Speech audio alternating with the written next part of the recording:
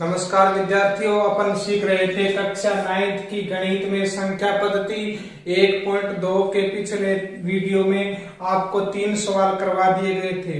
अगर आपको 1.1 और 1.2 के 3 सवाल देखना है तो पीछे की वीडियो देखें। और ये हमारा 1.2 का चौथा सवाल क्या है वो देखिए। कक्षा के लिए एक क्रियाकलाप है चौथे सवाल में, जिसमें √2, √3, √4 को संख्या रेखा पर दर्शाने वाला एक सर्पिल बनाना है।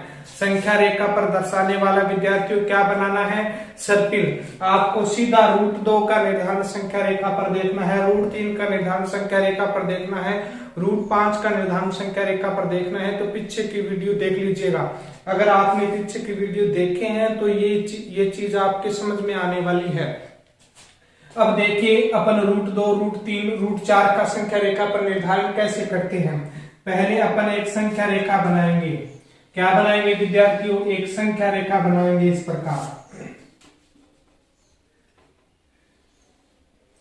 प्रकार अपन एक संख्या रेखा बना लेंगे। उस पे अपन कहीं एक 0 मान लेंगे, ठीक है। फिर 1, 2 का निर्धारण करेंगे, यहाँ 3, इधर अपन -1, -2 लिख देते हैं। इसकी जरूरी नहीं है क्योंकि ये √2, √3, √4 ये प्लस की चीजें हैं, तो इसमें माइनस की जरूरत नहीं है, फिर भी अपन लिख लेते हैं। अब क्या करना है? पहले √2 का निर्धारण करेंगे। पिछले वीडियो में मैंने बताया था √2 का निर्धारण करने के लिए आपको क्या करना है, आपको यहाँ पर कोई O बिंदु मान लेना है। अब यहाँ पे 1 इकाई दूरी लेनी है। किसका निर्धारण करने के लिए? पहले अपन √2 का निर्धारण करते हैं। 1 इकाई दूरी लेते हैं और इस बिंदु का नाम A दे देते हैं। इस बिंदु का यहाँ पे नाम क्या दे देते हैं विद्यार्थियों? A दे देते हैं और इस बिंदु का नाम क्या है? O। अब ये 1 इकाई अपन ने दूरी ले ली। अब यहाँ पे क्या करेंगे? 90 डिग्री का कोण बनाएंगे। इस प्रकार एक चाप काटेंगे, यहाँ पे प्रकार रख के 60 डिग्री का कोण बनाएंगे, 120 डिग्री का कोण। इस कोण का आधा करेंगे। इस कोण का आधा करके इस प्रकार अपन प्रकार की सहायता से 90 डिग्री का एक कोण बनाएंगे। ये रेखा है वो 90 डिग्री के कोण से जा रही है। अब अपन को क्या करना है? ये 1 इकाई दूरी है, इसको प्रकार की सहायता से नाप लेना है। ये 1 इकाई दूरी इस प्रकार की सहायता से नाप लो और 1 इकाई का यहाँ पर एक चाप काट दो। ये 1 इकाई का अपन ने चाप काट दिया। अब ये दूरी कितनी हो गई? 1 इकाई। यहाँ पर बिंदु B नाम दे दो। अब अपन को स्केल की सहायता से O व B को मिलाना है। अपन स्केल की सहायता से O व B को मिला देंगे। अब O को केंद्र मानकर OB को त्रिज्या मानकर एक चाप खींचना है। तो अपन क्या करेंगे? O को केंद्र मानकर OB को त्रिज्या मानकर एक चाप खींच देंगे। ये चाप जहां आता है वहां हमारा क्या होता है? √2 होता है। क्या होता है विद्यार्थियों? √2। अब अपन √3 प्राप्त करेंगे, फिर क्या प्राप्त करेंगे? √4। अब ये यहाँ पे √2 का निर्धारण हो गया, ठीक है। अब देखिए यहाँ पे इस बिंदु पे ये कितना है? √2। ये कर्ण है। क्यों है कर्ण? देखिए ये 1 इकाई है, ये 1 इकाई है। जब पाइथागोरस प्रमेय से इसको निकालेंगे तो √2 आ जाएगा। पिछले वीडियो में ये बता दिया। अब देखिए यहाँ पे 90 डिग्री का कोण बनाएंगे। ये संख्या रेखा सीधी इधर जा रही है, ये रेखा जा रही है। इस पे अपन 90 डिग्री का कोण बनाने के लिए ऐसे चाप काटेंगे, फिर 60 डिग्री के और 60 डिग्री के ये 120 डिग्री का हो गया यहाँ तक कोण। फिर इसका आधा करेंगे। इस प्रकार अपन 90 डिग्री की एक रेखा प्राप्त कर लेंगे। ये 90 डिग्री कोण की रेखा है। अब यहाँ पे 90 डिग्री का कोण बन गया हमारा। 90 डिग्री का कोण बनने के बाद में क्या करना है? ये 1 इकाई दूरी है। यहाँ पर भी अपन को 1 इकाई दूरी का एक चाप काटना है। फिर क्या करना है? यहाँ पे बिंदु C अंकित कर देना है। फिर O व C को मिला देना है। ये दूरी आपकी इधर कितनी है? BC दूरी आपकी 1 इकाई है और ये दूरी कितनी है? √2 इकाई है। जब √2 इकाई और 1 इकाई को अपन निकालेंगे कर्ण से, ये कर्ण निकालेंगे पाइथागोरस प्रमेय से, ये कर्ण निकालेंगे। कौन सा कर्ण? OC। तो OC का स्क्वायर बराबर क्या आ जाएगा? BC का स्क्वायर प्लस OB का स्क्वायर। BC का स्क्वायर प्लस OB का स्क्वायर आ जाएगा। BC कितना है यहाँ पे? 1 का स्क्वायर प्लस OB कितना है? OB है हमारा √2। OB √2 है। इस √2 का स्क्वायर आ जाएगा बराबर 1 का स्क्वायर प्लस √2 का स्क्वायर 2 होता है। ये पिछले वीडियो में आपको बता दिया। और 1 का स्क्वायर 1 प्लस 2 बराबर कितना आता है 3। ओसी स्क्वायर बराबर 3 है, ओसी बराबर स्क्वायर हटाएंगे तो आगे हो जाएगा √3। कितना हो जाएगा विद्यार्थियों √3। तो ये ओसी दूरी आपकी √3 आ जाएगी। अब क्या करेंगे, ओ को केंद्र मानेंगे और ओसी को क्या मानेंगे त्रिज्या। ओ को केंद्र मानकर ओसी को त्रिज्या मानकर एक और चाप काटेंगे। ओ को केंद्र मानकर ओसी को त्रिज्या मानकर एक चाप काटेंगे। ये इस संख्या रेखा पर जहां टकराए वहां क्या होगा √3 होगा हमारा। क्या होगा विद्यार्थियों √3। अब अपन को किसका निर्धारण करना है √4 का निर्धारण करना है। तो ये तो हमारी √3 है ही, ठीक है। अब √3 है, इस ये ऐसे जा रही है, इस पर अपन 90 डिग्री का क्या बनाएंगे कोण बनाएंगे। ऐसे चाप काटेंगे, फिर इसको 60 डिग्री का 120 डिग्री, फिर इसका आधा करेंगे 90 डिग्री का कोण इस प्रकार प्राप्त करेंगे। ये 90 डिग्री का कोण प्राप्त हो गया। ये कितना है √3। ये अपन को यहाँ पे 1 सेमी का 1 इकाई का चाप काटना है। ऐसे 1 इकाई का चाप काट लेंगे। अब यहाँ पे बिंदु D अंकित कर देंगे। इस प्रकार इसको O व D को मिला देंगे। O व D को मिला देंगे विद्यार्थियों। अब O को केंद्र मानकर OD को त्रिज्या मानकर, O को केंद्र मानकर OD को त्रिज्या मानकर एक वृत्त खींचेंगे तो यहाँ पे √4 प्राप्त होगा। √4 का मान ही कितना होता है 2। इस प्रकार आगे आगे आगे आगे √4 फिर √5 √6 इस प्रकार बनाएंगे तो एक सर्किल प्राप्त होगा। ये एक क्रियाकलाप ही था। ये वैसे सवाल नहीं है एग्जाम की दृष्टि से, वैसे क्रियाकलाप है, विद्यार्थी को समझ में आना चाहिए कि रूट का निर्धारण संख्या रेखा पर कैसे होता है। अब आगे 1.3 देखते हैं। 1.3 है हमारी संख्या पद्धति की जो 1.3 है उसमें दशमलव प्रसार के बारे में बताया गया है। किसके बारे में विद्यार्थियों, दशमलव प्रसार के बारे में। आपको दशमलव प्रसार निकालना है। दशमलव प्रसार क्या होता है, जैसे देखिए ये 3 है, इस 3 में 7 का भाग देना। ये एक परिमेय संख्या होती है 3/7, क्योंकि ये P/Q के जैसी होती है, इसलिए ये क्या है परिमेय संख्या है। 3 में 7 का भाग देंगे तो 3 में 7 का भाग देंगे, आपको पता है दशमलव में प्राप्त होगा, यानी कि 0 डॉट यानी कि दशमलव में संख्या प्राप्त होगी। जो भागफल आएगा वो दशमलव में आएगा। यहाँ पे जो भागफल आता है वो दशमलव में आता है विद्यार्थियों। तो इस प्रकार हमें परिमेय संख्याओं का दशमलव प्रसार करना है। पहले बाद में दशमलव प्रसार के बारे में भाग से देखेंगे, पहले ये देखते हैं दशमलव प्रसार कितने प्रकार का होता है। दशमलव प्रसार 2 प्रकार का होता है। एक तो शांत आवृत्ति का दशमलव प्रसार होता है। एक अवसानी आवृत्ति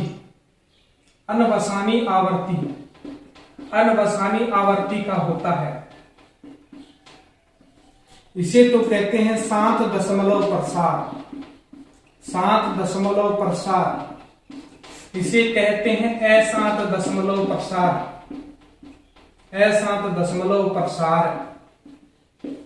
ये होता है शांत दशमलव प्रसार, ये होता है अशांत दशमलव प्रसार। जब अपन भाग देते हैं विद्यार्थियों, भाग देने पे शेष फल 0 प्राप्त हो जाए, भाग देने पे शेष फल 0 प्राप्त हो जाए तो वो परिमेय संख्या आपकी क्या है विद्यार्थियों, वो आपकी परिमेय संख्या शांत आवृत्ति की है। उसका दशमलव प्रसार शांत है। अगर अशांत आवर्ती दशमलव प्रसार देखना है अपन को तो भाग करेंगे, भाग में शेष फल 0 प्राप्त नहीं हो, भाग आगे से आगे चलता जाए, भागफल की संख्या बढ़ती जाए, यानी कि भाग कहीं रुके नहीं विद्यार्थियों। जहां भाग नहीं रुकेगा तो वो जो परिमेय संख्या थी, जो बट्टा की संख्या थी जिसमें भाग नहीं रुक रहा हो, ऐसी परिमेय कोई संख्या हो उसका दशमलव प्रसार, जहां भाग नहीं रुकता है, भाग में शेष फल 0 नहीं हो, भाग की प्रक्रिया पूरी नहीं हो, वह अनवसानी आवर्ती या अशांत दशमलव प्रसार होता है। ऐसी परिमेय संख्या होती है विद्यार्थियों, उनका दशमलव प्रसार क्या होता है, अनवसानी आवर्ती या अशांत दशमलव प्रसार होता है। अब इनके एग्जाम्पल के उदाहरण के बारे में अपन पता करते हैं। शांत आवर्ती व अशांत आवर्ती के दशमलव प्रसार के अपन उदाहरण देखेंगे। हमारे सामने दो संख्या है, कितनी संख्या है? दशमलव प्रसार की दो संख्या है। ये संख्या फिलहाल ये परिमेय संख्या है क्योंकि ये P/Q के रूप में लिखी गई है। ये भी विद्यार्थियों परिमेय संख्या है क्योंकि ये P/Q के रूप में लिखी गई है। अब दोनों का दशमलव प्रसार देखते हैं कि किसका क्या दशमलव प्रसार है। दशमलव प्रसार देखने के लिए अपन 7 में किसका भाग देंगे? 7 में 8 का भाग देंगे। यहाँ आप देखिए 7 छोटा है, 8 का भाग नहीं जा रहा, तो यहाँ 0 लगा लेंगे। यहाँ क्या आ जाएगा? 0 लगाएंगे तो पॉइंट यानी कि दशमलव, यही तो दशमलव प्रसार है। भाग का जो भागफल है वो दशमलव में निकालना ही विद्यार्थियों क्या है? दशमलव प्रसार। ये परिमेय संख्या है, इसको हल करेंगे तो भागफल क्या आएगा? दशमलव में आएगा। इसे ही क्या कहते हैं? दशमलव प्रसार कहते हैं। अब ये प्रसार होता है, ये खत्म हो जाता है, प्रसार एक सीमा के बाद खत्म हो जाता है तो वो शांत दशमलव प्रसार है। अगर वो भागफल चलता रहता है, भाग की प्रक्रिया चलती रहती है, तो वो अनवसानी आवर्ती या अशांत दशमलव प्रसार है। अब देखिए यहाँ पे 7 में भाग जाता नहीं है, 0 लिया तो यहाँ दशमलव आ गया। अब 8 का पाड़ा बोलेंगे, 8 8 64 होता है। 8 8 कितना होता है? 64 होता है। अब यहाँ पे कितना बचता है विद्यार्थियों? 6 बचता है। तो आगे क्या लगा देंगे? 0। 8 7 क्या होता है विद्यार्थियों? 56 होता है। अब यहाँ पे कितना बचता है? 4, 0 लगा देंगे। फिर 8 का पहाड़ा बोलेंगे, 8 पंजो 40 होता है, ये 0। यहाँ पे शेष पल क्या परापत हो गया? शून्य परापत हो गया विद्यार्थियों। देखिए परिमेय संख्या थी, उसका भाग अपन सरल करते हैं। भागफल पूरा हो जाता है, भागफल रुक जाता है, शेष पल भाग में शून्य आ जाता है। तो ये जो दशमलव का प्रसार हुआ है 7/8 का ये उत्तर आया है 0.875, 0.875। ये जो हमारा उत्तर आया है इसमें शेष पल शून्य आया, तभी ये उत्तर रुका, वरना ये दशमलव आगे तक चलता रहता है। इस दशमलव का पूरा लंबा प्रसार होता। अब ये प्रसार है, उसे कहेंगे अपन शांत दशमलव प्रसार। शांत दशमलव प्रसार। अब अशांत दशमलव प्रसार के बारे में जानते हैं। अब अपन को 10 में किसका भाग देना है? 3 का। तो 3 3 कितना होता है? 9। 1 बचा, 0 लगाया, यहाँ पे क्या लगाया? पॉइंट या दशमलव लगाया। 3 3 9। फिर 1 बचा, कितनी बार गया? 3 बार। अब 0 लगा दिया अपन ने। अब 0 लगाएंगे, उसका दशमलव नहीं लगेगा क्योंकि 1 बार लग गया। अब 3 3 9, 3 बार गया, 1 बचा, फिर 3 3 9, फिर 1 बचा, फिर 10 हो गया, फिर 3 3 9, फिर 1 बचा।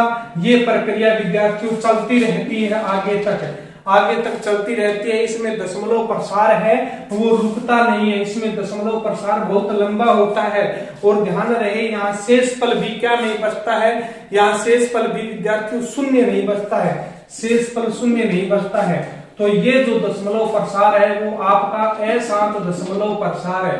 अशांत दशमलव प्रसार है, इसे अनवसानी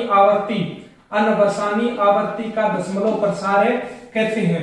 तो ये अपन ने सामान्य जानकारी प्राप्त की। अब आगे इसके उदाहरण देखते हैं। 1.3 के पहले उदाहरण देखेंगे। इससे पहले कितने उदाहरण हैं उसके बाद में अपन 1.3 के सवाल करेंगे। विद्यार्थियों 1.2 से पहले हमारे 5 उदाहरण हो चुके थे। अब 1.3 से पहले जो उदाहरण है वो 1.3 के उदाहरण है। उनमें हमारा उदाहरण नंबर 6 क्या है वो देखिए। दिखाइए कि 3.14267 एक परिमेय संख्या है। इसको अपन को क्या करना है? परिमेय संख्या दिखानी है, यानी कि इसको अंश बट्टा हर के रूप में बनाना है, यानी कि इसको P/Q के रूप में बनाना है। दूसरे शब्दों में 3.14267 को P/Q के रूप में व्यक्त कीजिए। कहने का मतलब इसको परिमेय संख्या बनानी है तो P/Q, यानी कि इस संख्या को अंश बट्टा हर के रूप में अपन को लिख के दिखाना है। फिर क्या है आगे? जहां P और Q पूर्णांक है, कहने का मतलब P भी एक संख्या है और Q भी एक संख्या है, ये भी अपन को दिखाना है। और Q बराबर क्या नहीं होना चाहिए? 0 नहीं होना चाहिए, ये सवाल वाला कह रहा है। अब देखिए विद्यार्थियों अपन कैसे करते हैं हल में। 3.14267 है। अब 3.14267 है, इसका दशमलव हटाएंगे। दशमलव हटाएंगे तभी परिमेय संख्या या बट्टा के रूप में या अंश बट्टा हर बनेगी। जब तक दशमलव नहीं हटाएंगे तब तक नहीं बनेगी। ये दशमलव हटाने के लिए अपन विद्यार्थियों क्या करते हैं, दशमलव के बाद वाले अक्षरों को गिनते हैं और उतना नीचे एक के आगे शून्य लगा देते हैं। जैसे दशमलव के बाद में कितना अक्षर है, 1 2 3 4 5 6 अंक है। दशमलव के बाद में 6 अंक है तो अपन नीचे क्या लिखेंगे, 1 लिखेंगे और 1 के आगे कितने शून्य लगाएंगे, 6। 1 2 3 4 5 6। ये 6 शून्य क्यों लगाए, क्योंकि ऊपर दशमलव के बाद में अंश में दशमलव के बाद में 6 अंक है तो नीचे हर में क्या होगा, 1 के आगे 6 शून्य होंगे विद्यार्थियों। अब क्या करना है, ये नीचे 6 शून्य लगाते ही दशमलव हटा देना है। अब दशमलव हट गया, अब ये जो संख्या बनी है वो क्या है, P बट्टा Q के जैसी है। अब ये संख्या बनी है वो क्या है, परिमेय संख्या है। तो इस प्रकार अपन को परिमेय संख्या बना के दिखाना था तो बन गई। बस यहाँ पे परिमेय संख्या बनाना है तो दशमलव हटाना है, दशमलव प्रसार करना है तो दशमलव लगाना है। अब आपको कह दे इसका दशमलव प्रसार कीजिए तो इस ऊपर वाली संख्या में नीचे वाली संख्या का भाग देना है।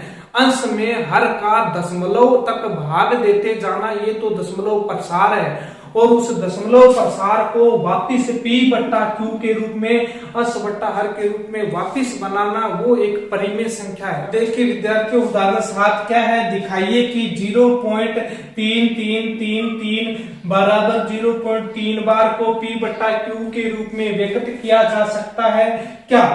ये कह रहा है इस संख्या को परिमेय बनाया जा सकता है क्या। ये तो आपकी संख्या दशमलव प्रसार में है, दशमलव प्रसार को तो बदला जाता है परिमेय में और परिमेय को बदला जाता है दशमलव प्रसार में। दशमलव प्रसार अपरिमेय में भी बदलता है, वो अपन भी देखेंगे। पहले अपन को क्या करना है, दशमलव प्रसार को P बट्टा Q के रूप में व्यक्त करना है, जहां P और Q पूर्णांक है। Q बराबर नॉट इक्वल टू 0, यानी कि Q के बराबर 0 नहीं होना चाहिए विद्यार्थियों। अब देखिए ये चीज क्या है, 0.3333 आगे टिक टिक टिक है, इसका मतलब 3 3 3 3 3 3 3 आगे तक विद्यार्थियों 3 3 ही चलेगा। ये 3 रुकने वाला नहीं है। जब ये 3 नहीं रुकता है तो इसको शॉर्ट रूप में, छोटे रूप में अपन क्या लिखते हैं, 0.0.3 के ऊपर एक चिन्ह लगाते हैं। इस चिन्ह का मतलब होता है बार, 0.3 बार। इसको कैसे पढ़ा जाता है, 0.3 बार या 0.3 या 0.3 बार के रूप में पढ़ा जाता है। इस बार का मतलब होता है ये जो 3 है ना, 3 ये बारंबार बारंबार 3 ही 3 आएगा। तो आप समझ गए होंगे ये 0.3 बार क्यों लिखा है, क्योंकि ये 3 बार बार आगे तक है। इसको क्या करना है, P बट्टा Q के रूप में व्यक्त करना है। इसको कैसे किया जा सकता है, हल देखिए। पहले तो ये संख्या इसका पता नहीं ये क्या है, ये बहुत आगे तक है, इसकी कोई सीमा नहीं, इसका अपन को पता नहीं है ये कितनी बड़ी संख्या है या क्या है। जिस संख्या का अपन को पता नहीं है उसको क्या कर लेते हैं, माना x बराबर 0.333 टिक टिक टिक टिक लिख देते हैं। ये अपन ने x बराबर 0.333 टिक टिक टिक लिख दिया।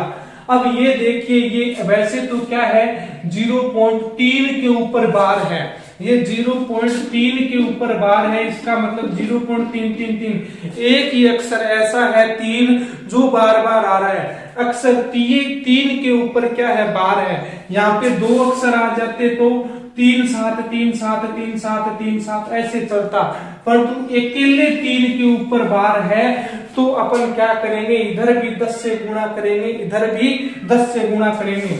अगर 2 अक्षरों के ऊपर बार होता तो इधर अपन 100 से गुणा करते, इधर 100 से क्यों करते, क्योंकि यहाँ 2 अक्षरों के ऊपर बार है और 100 के अंदर 2 शून्य हैं।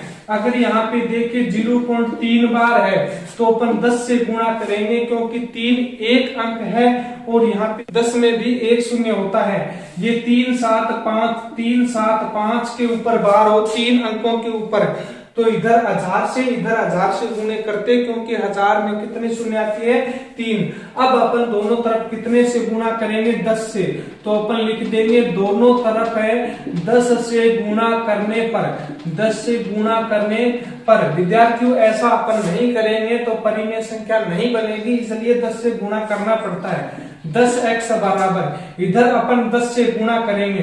देखिए कोई भी पॉइंट की संख्या होती है उसको 10 से गुणा करते हैं तो ये पॉइंट एक अक्षर आगे खिसक जाता है।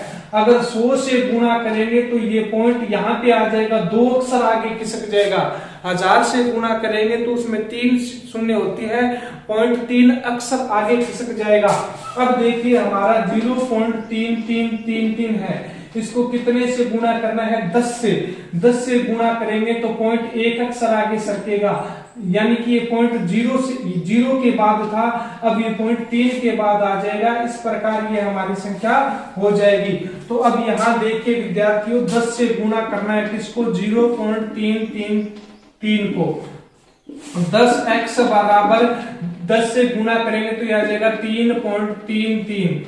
अब देखिए ये 10x बराबर इसको अपन कैसे लिख सकते हैं विद्यार्थियों, इसको ऐसे लिख सकते हैं 3 + 0.3333। क्यों लिख सकते हैं देखिए, क्योंकि 3 + 0.333 का मतलब क्या होता है 3.333 होता है। इसको अपन जोड़ेंगे 0.333 और 3 को तो आएगा 3.3333। ठीक है, तो अब देखिए इस अपन को ये 3 है ना, अपन ने ये 3 है ना ये बाहर निकाल लिया, इधर ये बच गया। 10x बराबर 3 का तो 3 है। ये अपन ने प्रारंभ में क्या माना था विद्यार्थियों, इस संख्या को अपन ने x माना था, ये और कोई नहीं है, ये आपका x ही है। तो यहाँ पे क्या लिख देंगे x लिख देंगे। ये 10x का तो 10x, ये इधर प्लस का x है, इसको इस तरफ लाएंगे तो माइनस का x हो जाएगा, बराबर क्या बचेगा 3। अब 10x में से 1x निकालेंगे तो 9x बराबर क्या हो जाएगा 3। अब x बराबर करेंगे तो ये 9 गुना में है, ये कहाँ आ जाएगा भाग में। तो ये देखिए विद्यार्थियों आपने 0.33 लिखा था, कितनी लंबी संख्या थी, इसको अपन ने क्या कर दिया परिमेय संख्या में बदल दिया। तो ये है आपकी परिमेय संख्या x बराबर 3/9। तो इसका हल क्या होगा 3/9 हल होगा x बराबर। तो x बराबर क्या था 0.3333 था, इसके बराबर क्या हो जाएगा 3/9। ये दशमलव प्रसार है, इसकी परिमेय संख्या 3/9 है। आज विद्यार्थियों अपन इतना ही सीखेंगे। इसके बाद के जो उदाहरण है 7 के बाद के वो अपन अगले वीडियो में सीखेंगे। अगर आपको ये चीज समझ में नहीं आई है √2 वाली तो आप पीछे की वीडियो देखें, पीछे की वीडियो देखेंगे तभी ये चीज आगे जाके आपको समझ में आएगी। अब अपन कल सीखेंगे उदाहरण 8। तब तक के लिए जय हिंद जय भारत।